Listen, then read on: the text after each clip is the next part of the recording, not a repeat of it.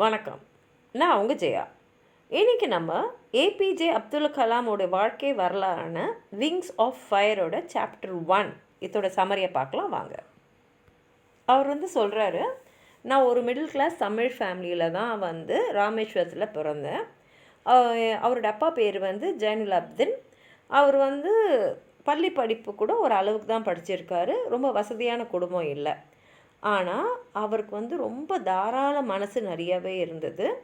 அவரோட மனைவி, அதாவது அப்துல் கலாமோட அம்மாவான ஆஷிமாவும் அவ்வளோ நல்லவங்க. அதாவது அவங்க வீட்லேயே நிறைய ஆளுங்க இருந்தாங்க. ஆனால் அந்த எண்ணிக்கையை விட வெளியில் இருக்கிற ஆளுங்க நிறைய பேருக்கு அவங்க தினமுமே அன்னதானம் பண்ணுவாங்க. அந்த மாதிரி நிறைய பேர் அவங்க வீட்டில் சாப்பிட்டுட்டு போயிருக்காங்க.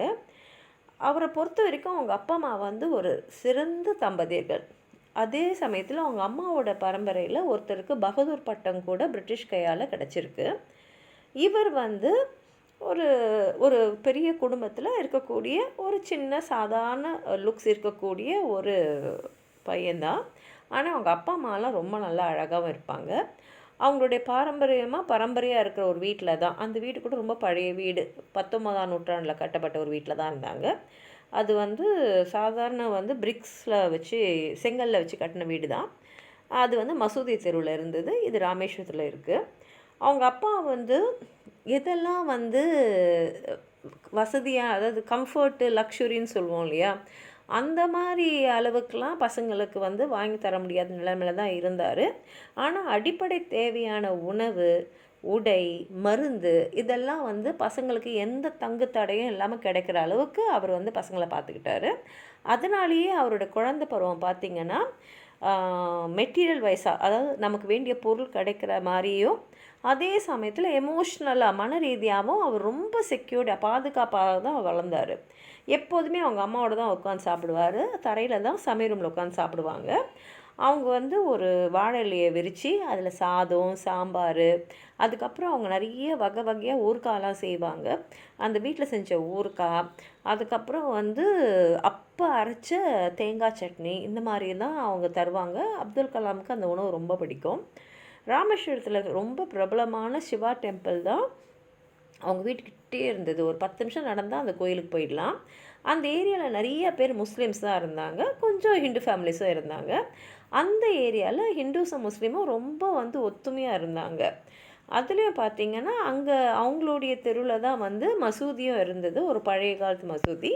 அங்கே தான் அவங்க அப்பா அப்துல் கலாமை தினமுமே ஈவினிங்கில் சாயங்காலத்தில் ப்ரேயர்ஸ்க்கு அழைச்சின்னு போவார். ப்ரேயர் சொல்லும் போது அந்த அரபிக் வேர்ட்ஸோடைய அர்த்தம்லாம் அப்துல் கலாமுக்கு ரொம்ப புரியலை. ஆனால் அவருக்கு என்ன புரிஞ்சுதுன்னா, நம்ம ஆண்டவன்கிட்ட எது வேணுனாலும் அந்த ஆண்டவனை போய் சேரும் அப்படின்றது தான். அதே சமயத்தில் அவங்க அப்பா மசூதியிலேருந்து வெளியில் வந்தோன்னு பார்த்திங்கன்னா, வெறும் முஸ்லீம்ஸ் மாத்திரம் இல்லாமல் மற்ற மதத்தினரும் வெளியில் அவருக்காக வெயிட் பண்ணிட்டு இருப்பாங்களாம். அவங்க கையில் ஒரு பவுலில் தண்ணியோடு வெயிட் பண்ணுவாங்க. அவங்க அப்பா என்ன பண்ணுவாரா, அவரோட விரலை அந்த தண்ணியில் விட்டுட்டு அவர் ப்ரேயர் சொல்வாராம். அந்த தண்ணியை அவங்க வீட்டுக்கு எடுத்துன்னு போயிட்டு அங்கே உடம்பு முடியாமல் இருக்கிறவங்களுக்கு அவங்க தண்ணியை கொடுப்பாங்க. அப்துல் கலாம் சொல்கிறாரு, நிறைய பேர் அதுக்கப்புறம் எங்கள் அப்பாவுக்கு நன்றி சொல்லுவாங்க. இந்த மாதிரி அந்த தண்ணியை குடிச்சிட்டு அவங்க உடல்நல தேறி வந்துட்டதுனால நன்றி சொல்ல வருவாங்க. ஆனால் இவரோட அப்பா ஒரு புன்னகையோடு, நீங்கள் அல்லாவுக்கு தான் நன்றி சொல்லணும், அவரோட கருணையில் தான் எல்லாம் நல்லா ஆச்சு அப்படின்னு சொல்லுவாராம். அதே சமயத்தில் ராமேஸ்வரம் கோயிலோடைய தலைமை குருக்களான பக்ஷி லக்ஷ்மண சாஸ்திரியும் அவங்க அப்பாவும் ரொம்ப க்ளோஸ் ஃப்ரெண்ட்ஸாம். சின்ன வயசில் அப்துல் கலாம் அவங்க 2 பேரும் எல்லா விஷயத்தை பற்றியுமே கலந்து ஆலோசித்து இல்லை உரையாடுறதை இவர் பார்த்துருக்காரு. இவருக்கு கொஞ்சம் நினைவு வயசு வரும்போது அவங்க அப்பா கிட்ட கேட்டிருக்காரு, நம்ம டெய்லி பூஜை பண்ணுறோம்லப்பா, எதுக்குப்பா அப்படின்னு கேட்கும்போது அவங்க அப்பா என்ன சொல்லியிருக்காருன்னா, நம்ம பூஜை செய்யும் போது நம்ம உடல் இந்த பூலோகத்தில் இருக்க இந்த காஸ்மாஸ்ன்றோம் இல்லையா, அந்த பரந்த விண்வெளியில் அதுவும் ஒன்றாயிடும். அந்த மாதிரி ஒன்றாயிடும் போது அதுக்குள்ளே எந்த வேறுபாடோ பாகுபாடோ பார்க்க தெரியாது. அதுக்கு இவங்க பணக்காரங்களா ஏழையான்னு பார்க்க தெரியாது, வயசை பார்க்க தெரியாது, அவங்க என்ன ஜாதி என்ன மதம் எதுவுமே பார்க்காம அண்டத்தோடு அண்டமாக நம்மளும் வந்து ஒன்றிடுவோம் அப்படின்னு சொல்லியிருக்காரு. அதே சமயத்தில் என்ன சொல்கிறாருன்னா, எங்கள் அப்பா எல்லாத்தையுமே வந்து ரொம்ப சாதாரணமாக எல்லாருக்கும் புரிகிற மாதிரி சொல்வார். இப்போ வந்து இந்த மனித வாழ்வில் நமக்கு நல்லதும் நடக்கலாம், கெடுதலும் நினைக்கலாம். ஆனால் எல்லாமே கடவுளோட செயல் நம்ம நினச்சிட்டோன்னா நமக்கு எந்த கஷ்டம் வந்தாலும் நம்மளால் அதை எதிர்கொள்ள முடியும். அதே சமயத்தில் கஷ்டமான சமயங்கள்லேயும் அப்போ வாழ்க்கைக்கு தேவையான எதை செய்யணும் அப்படின்றது நம்ம கண்ணுக்கு புலப்படும். நம்ம அதை செஞ்சு நம்ம வாழ கற்றுப்போம் அப்படின்னு சொல்லுவார். அதனால் கஷ்டங்கள் வரும்போது தான் மனுஷனுக்கு வாழறதுக்கான வழியும் நிறையா தெரியும் அப்படின்னு வரான்.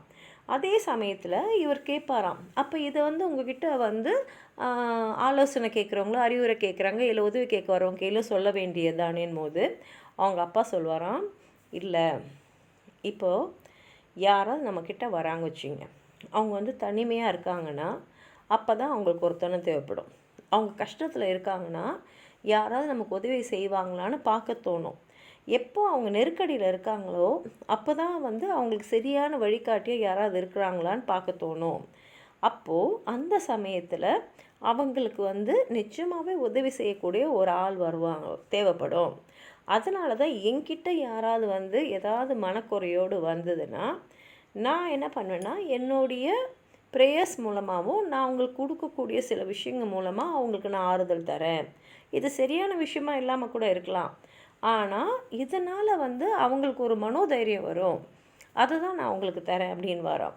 அவங்க அப்பா வந்து தினமும் அவருடைய நாளை வந்து காலையில் 4 மணிக்கு ஆரம்பிப்பாராம்.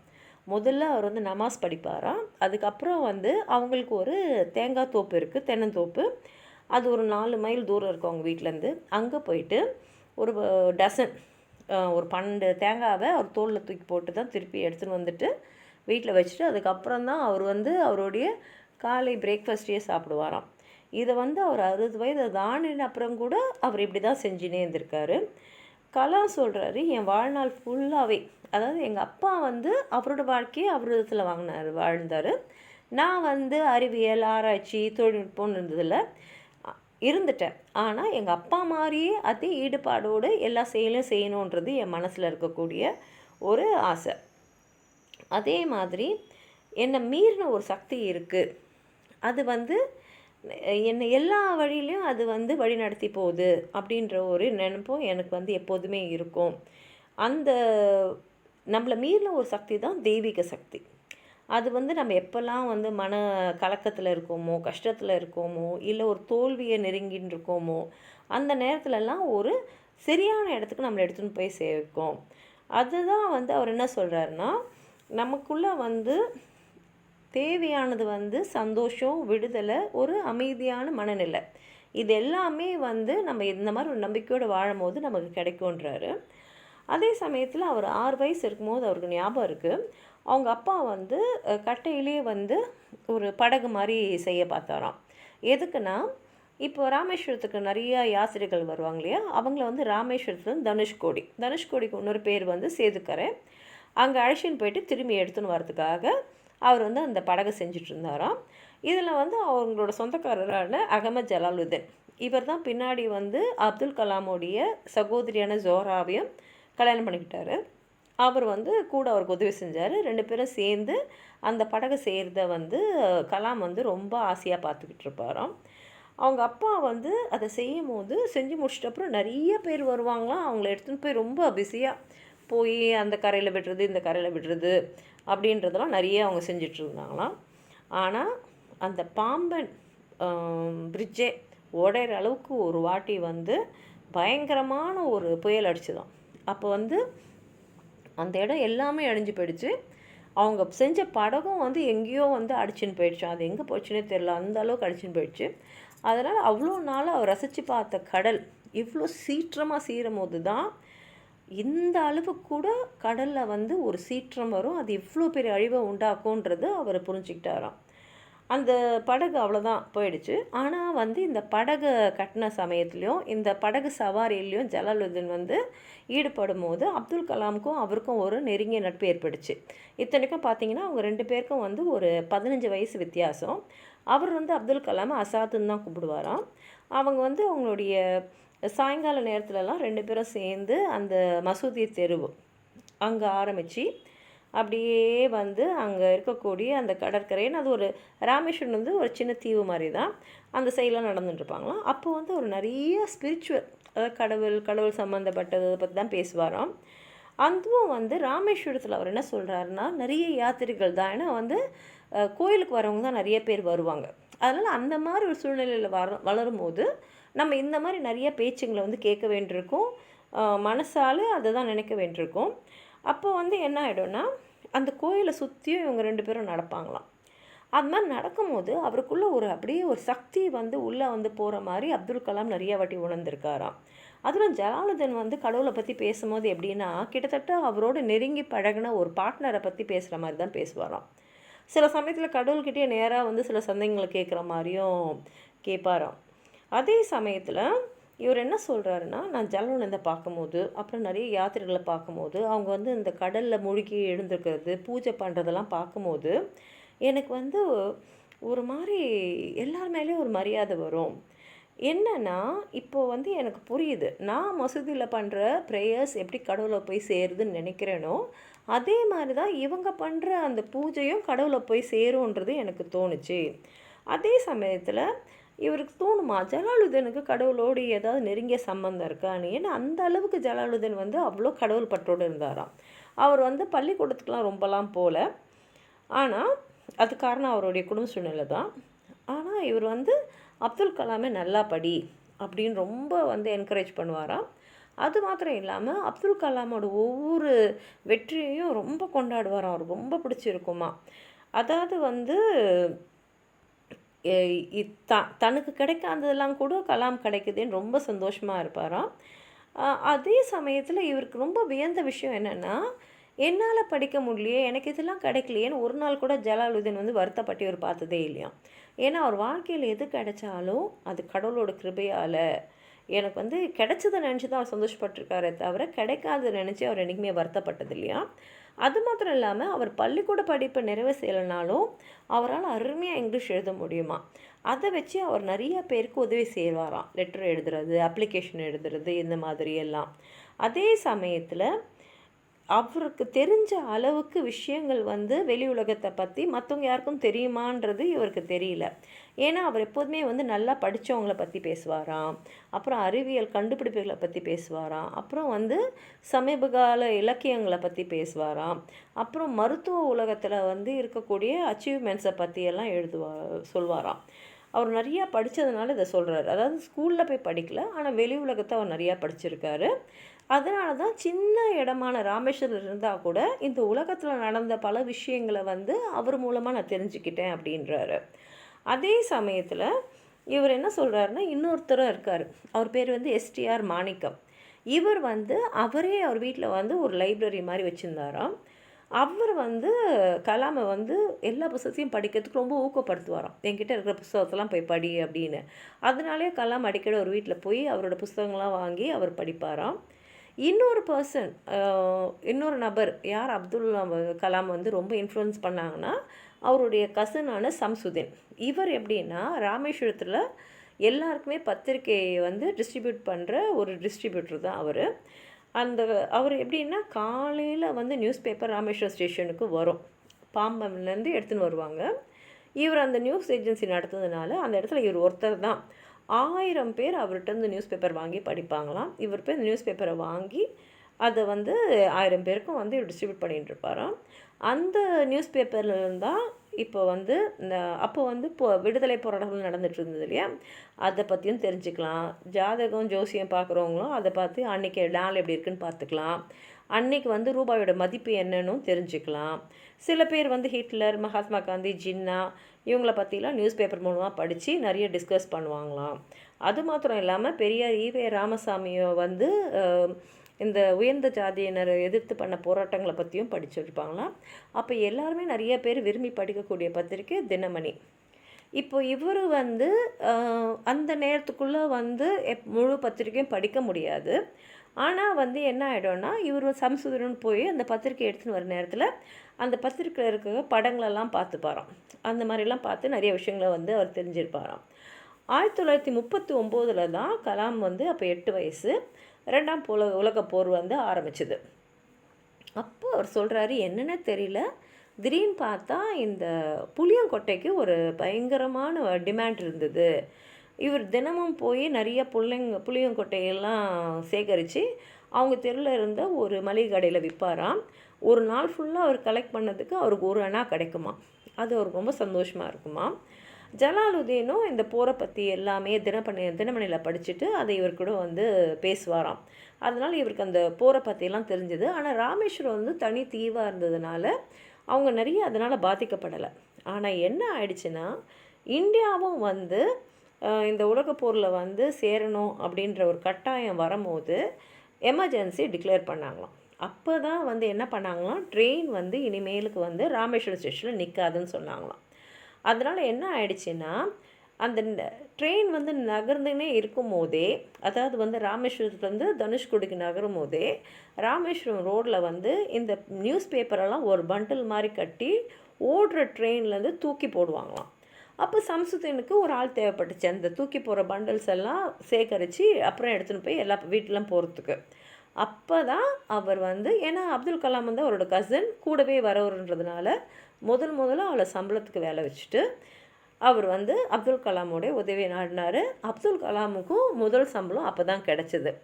இப்போ அவர் சொல்கிறாரு, 50 வருஷம் கழித்து கூட அதை நினச்சி பார்க்கும்போது, அதாவது நான் முதல்ல வாங்கின சம்பளத்தை கையில் வாங்கும்போது எவ்வளோ பெருமையாக இருந்து நினச்சி பார்க்கும்போது எனக்கு இன்னும் கூட அந்த உணர்வை வந்து உணர முடியுது அப்படின்றாரு. எல்லா குழந்தைங்களுமே சில குணாதிசயங்களோட தான் பிறந்திருக்காங்க.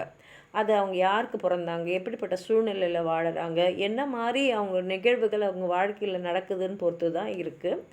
அதே மாதிரி எங்கள் அப்பா கிட்டேருந்தும் எங்கள் அம்மா கிட்டேருந்தும் நான் நேர்மையை நல்லா கற்றுக்கிட்டேன், செல்ஃப் டிசிப்ளினும் நல்லா கற்றுக்கிட்டேன். எல்லாத்தையுமே நம்பணும், நல்லதே நினைக்கணும் அப்படின்றத கற்றுக்கிட்டேன். நான் மட்டும் இல்லை, என்னோடய 3 பிரதர்ஸும் ஒரு சிஸ்டரும் அப்படி தான் வளர்ந்தோம்.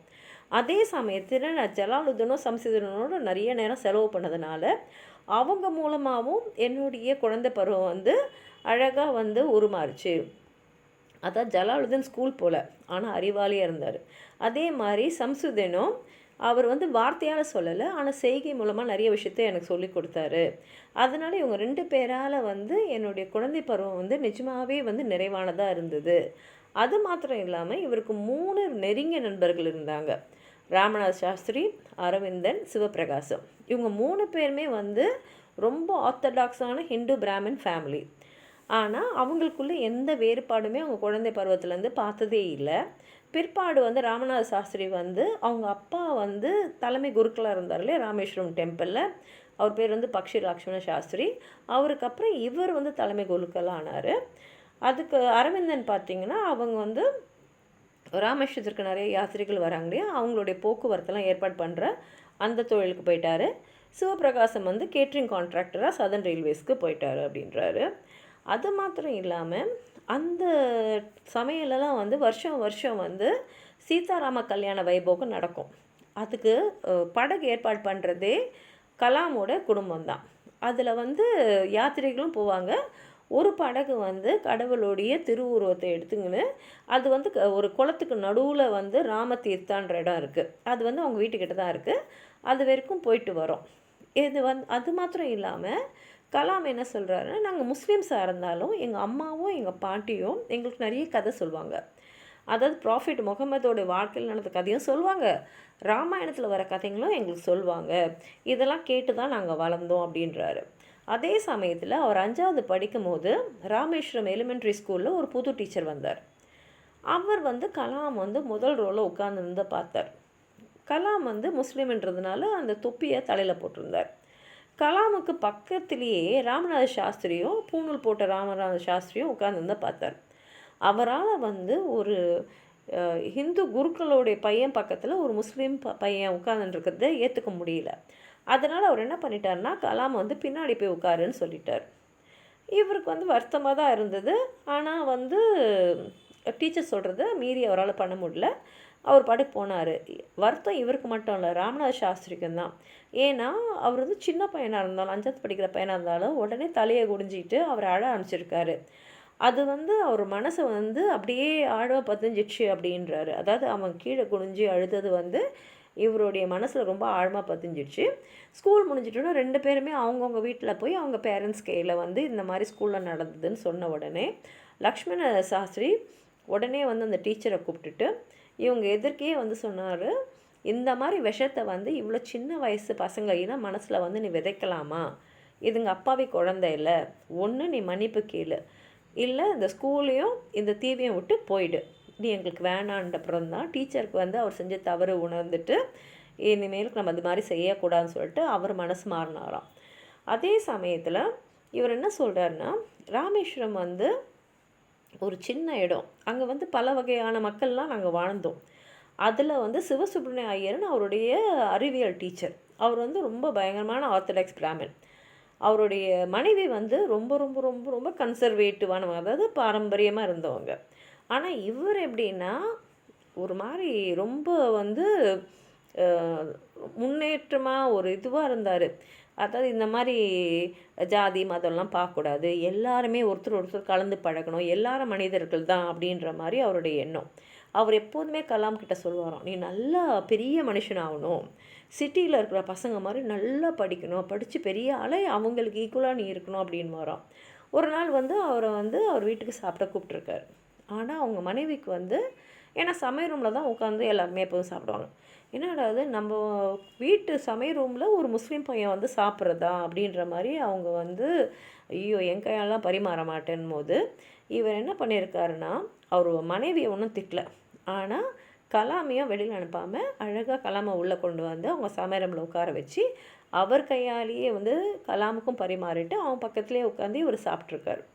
அவங்க மனைவி வந்து கதவுக்கு பின்னாடி இருந்து, அந்த சமையல் ரூமோட கதவுக்கு பின்னாடி இருந்து பார்த்துட்டு இருக்காங்க. இவர் எப்படி சாதத்தை சாப்பிட்றாரு, தண்ணி எப்படி குடிக்கிறாரு, சாப்பிட்ட அப்புறம் தரையை எப்படி துடைக்கிறாருன்றதெல்லாம் பார்த்துருந்துருக்காங்க. அப்புறம் வந்து சாப்பிட்ட அப்புறம் வெளியில் வரும்போது சிவசுப்ரமணிய ஐயர் என்ன பண்ணியிருக்காரு, அடுத்த வாரமும் வீட்டுக்கு சாப்பிட வந்துடுன்னு சொல்லும் போது இவர் தயங்கியிருக்கார். அவர் தயக்கத்தை பார்த்துட்டோன்னே அவர் சொன்னாராம், நீ வந்து இந்த சமுதாயத்தை மாற்றணும்னு நினச்சின்னா அப்போ சமுதாயத்தில் இருக்கக்கூடிய ப்ராப்ளம்ஸ்லாம் நீ வந்து ஃபேஸ் பண்ணி தான் ஆகணும், அதை எதிர்நோக்கி தான் ஆகணும் அப்படின்னு சொல்லிட்டு அடுத்த வாரம் கண்டிப்பாக வான்னு சொல்லியிருக்காரு. அடுத்த வாரம் கலாம் அவங்க வீட்டுக்கு போகும்போது சிவசுப்ரமணிய ஐயரோட மனைவியே வந்து கலாமை உள்ளே அழைச்சின்னு போய் உட்கார வச்சு அவங்க கையாலேயே சாப்பாடு பரிமாறினாங்களாம். அதுக்கப்புறம் வந்து இந்த செகண்ட் வேர்ல்டு வார் முடிஞ்சிடுச்சு. இப்போ வந்து இந்தியாவுக்கு கண்டிப்பாக வந்து ஃப்ரீடம் வந்துடும்ன்றது எல்லாருக்கும் தெரிஞ்சிடுச்சு. காந்தியை வந்து இந்தியாவை வந்து இந்தியர்களே கட்டமைப்பார்கள் அப்படின்னு வேற எல்லாருக்கிட்டையும் சொல்லிட்டாங்க. எல்லாமே ரொம்ப ஆப்டிமிஸ்டிக்காக எதிர்பார்த்துட்டுருக்காங்க. அந்த சமயத்தில் தான் அப்துல் கலாமும் அவங்க அப்பா கிட்டே போய் இந்த மாதிரி ராமேஸ்வரத்துலேருந்து நான் ராமநாதபுரம் போகணும், ஏன்னா அங்கே தான் வந்து மேல் படிப்புக்கான வாய்ப்புகள்லாம் இருக்குது அப்படின்னு அவர் சொல்லியிருக்கார். அப்போ அவங்க அப்பா சொன்னார், இந்த மாதிரி ஒரு பறவை வந்து அது சீகல்னு ஒரு பறவை, அது பெரிய பறவை, கடலில் இருக்கும், அது சூரியன் நோக்கி போகும், அது கூட்டை விட்டு வெளியில் போனால் தான் சூரியன் நோக்கி ஓட முடியும், தனியாக தான் போகும். இப்போ நீயும் வந்து உன்னுடைய மனசில் இருக்கக்கூடிய ஆசைகளெல்லாம் நிறைவேற்றணும்னா எங்களோட அன்பும் எங்களோட தேவைகளும் உன்னை கட்டி போடக்கூடாது, அதனால் போயிட்டு வா அப்படின்னாராம். ஆனால் அவங்க அம்மாவுக்கு கொஞ்சம் தயக்கமாக இருந்ததுதான் பையனை வந்து ராமநாதபுரம் வரைக்கும் அனுப்புறதுக்கு.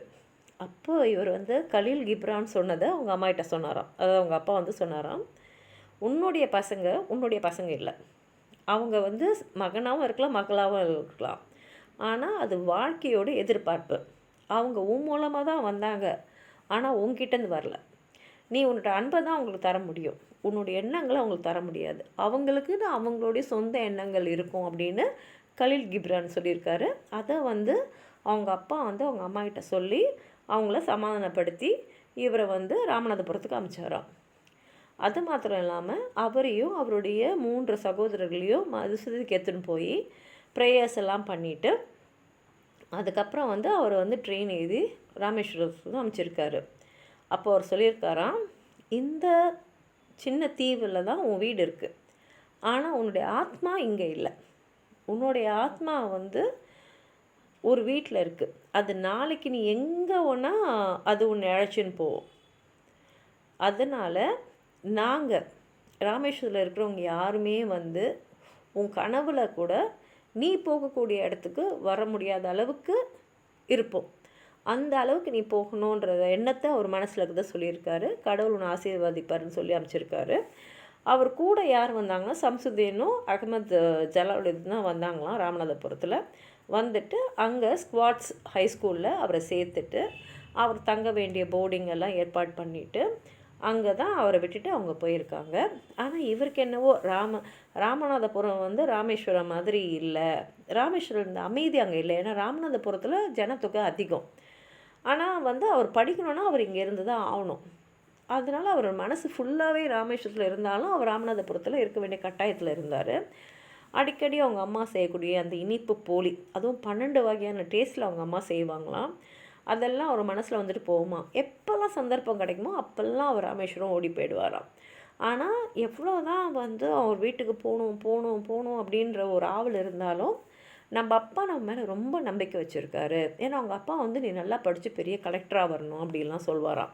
அப்போ அப்பாவோட கனவை நம்ம நிறைவேற்றி ஆகணும் அப்படின்ற ஒரு எண்ணமே வந்து அவர் வைராக்கியமாக்கி அவரை வந்து ராமநாதபுரத்தில் இருந்து படிக்க வச்சுதான். அதே சமயத்தில் ஜலாலுதீனும் நிறையா பேசுவாராம். எப்போதுமே நல்லதே நினை, நீ என்ன சொல்கிறியோ அதுதான் நடக்கும், நீ நினைக்கிறது எல்லாத்தையும் நீ அடைய முடியும் அப்படிலாம் சொல்லும் போது இவருக்கு எப்போல்லாம் வந்து வீட்டுக்கு போகணுன்னு நினைப்பு வருதோ அவங்களுடைய வார்த்தைகளெல்லாம் மனசில் போட்டு அவர் மனசில் வந்து ஒரு வைராக்கத்தை கொண்டு வருவாராம். கொண்டு வந்து அதை தான் அவர் நல்லா படிக்கவும் தூண்டுச்சு. அதை தான் வந்து அவருடைய குழந்தை பருவத்தில் மேலே ஏறி நம்ம பெரிய ஆளாகணுன்ற ஒரு எண்ணத்தையும் அவர் மனசில் விதைச்சிதுன்னு சொல்லி இந்த சாப்டர் 1 முடிச்சிருக்காரு. உங்களுக்கு எதாவது சொல்லணும்னு நினச்சிங்கன்னா கீழே இருக்கிற கமெண்ட் பாக்ஸில் எழுதுங்க. இந்த வீடியோவை லைக் பண்ணுங்கள், உங்கள் ஃப்ரெண்ட்ஸோடு ஷேர் பண்ணுங்கள். சப்ஸ்கிரைப் பண்ணாதவங்களாம் ப்ளீஸ் சப்ஸ்கிரைப் பண்ணுங்கள். நன்றி.